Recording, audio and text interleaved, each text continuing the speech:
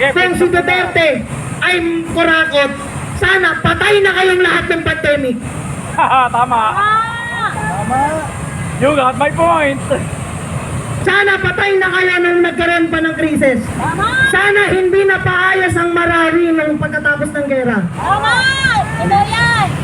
Oh, eto pa. Ang sabi pa mga Duterte, mamamatay tao.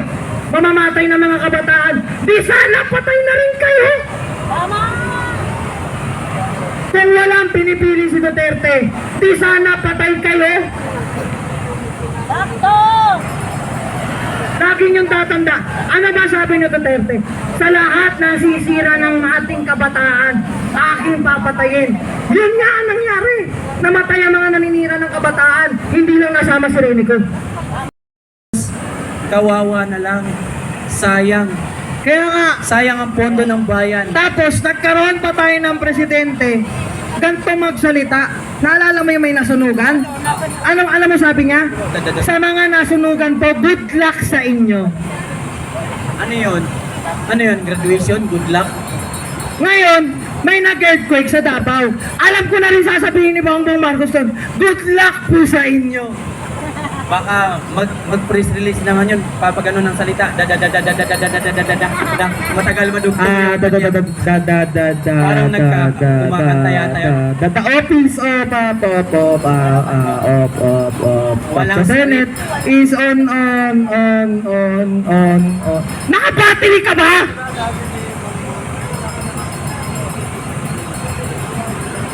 Sabi ni Bongbong, ngayon lang daw siya nakakita ng papel na kahit walang sindi, nagliliyab.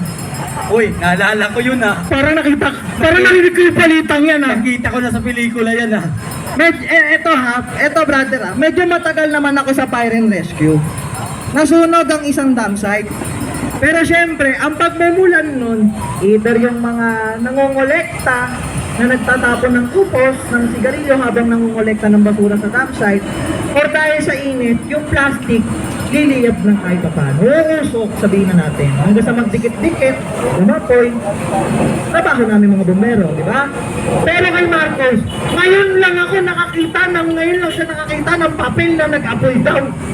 Kahit hindi pa nasindihan. Matindi ka, Marcos! Ini-imagine na siguro niya yung yung apoy, tapos merong nakapatong na lagayan ng manok. Hindi ko lang babanggitin kayo na bahala. Nag-hallucination card point pa. Nag-imagination. Abnormal eh. Ito pa ha, sinasabi nila sa atin, sinasabi ng nakakarami, ang Duterte ay kurakot. Ang Duterte ay mamamatay tao. Relepatan ko sila isang beses lang ha.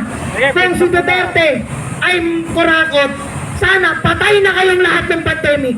Tama. You got my point.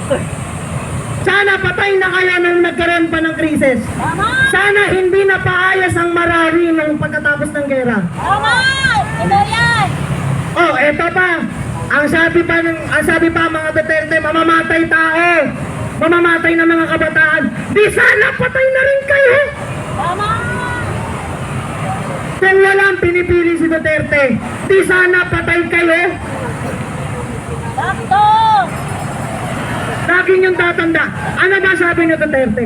Sa lahat na sisira ng ating kabataan, aking papatayin. Yun nga ang nangyari. Namatay ang mga naninira ng kabataan. Hindi lang nasama si Renico.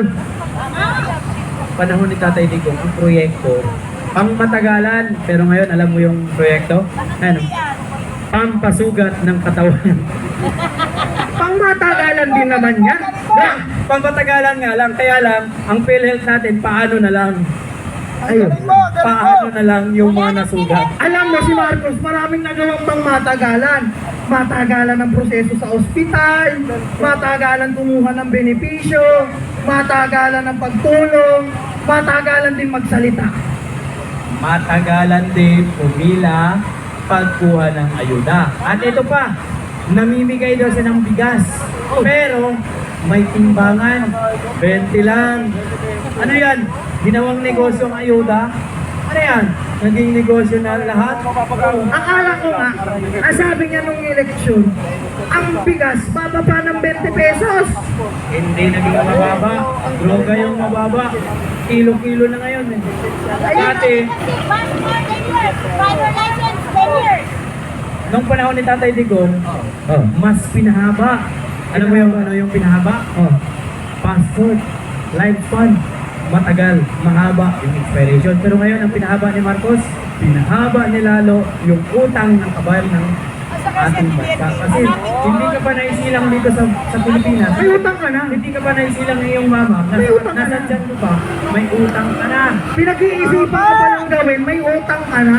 Tama kayo! Nagpapasaya pa lang sila mama at papa mo, may utang ka na. May isa pang mahaba, may isa pa tayong mahaba. Kung kay Duterte mahaba ang license, sa panahon natin ngayon, mahaba ang batuta ni Tulfo. May mahaba pa. Mahaba yung uso ng Joker. Sino yun? Si Payaso, Antikre.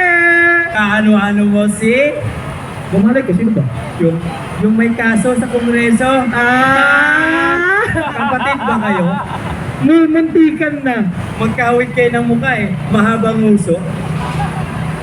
Pero ano, Ngayon, re-rebatan natin to mga makakaliwan to. Kahit dumating pa kayo dito, lahat kayo, wala akong problema sa huwag ka inyo. umalis yan! Yan ka lang! Ang gaganda. Walang nilo naman. Hindi na lang ako. Bumili ka nga muna doon. Ay, Banjuit! Di ba? Kita natin ang administrasyon Duterte. Ng administrasyon Duterte, malaki ang pondo sa kasundaluhan sa kapulisan.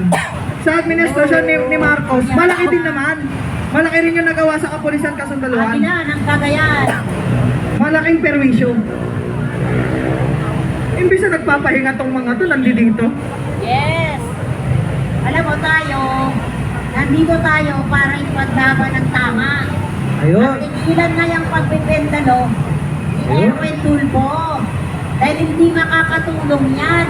Ginigiba mo ang batas ng Pilipinas.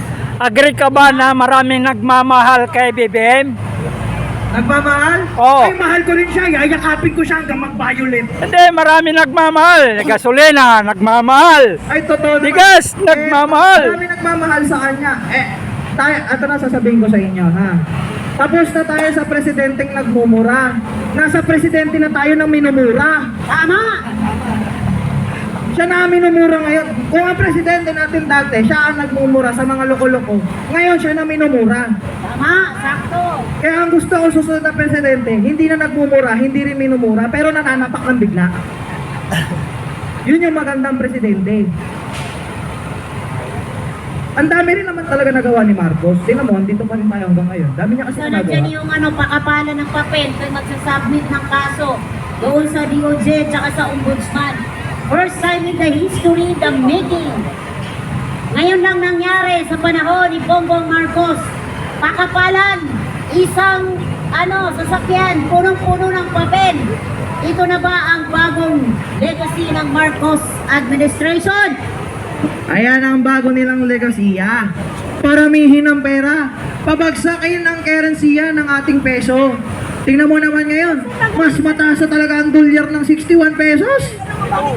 62 na ngayon, pataas pa ng pataas.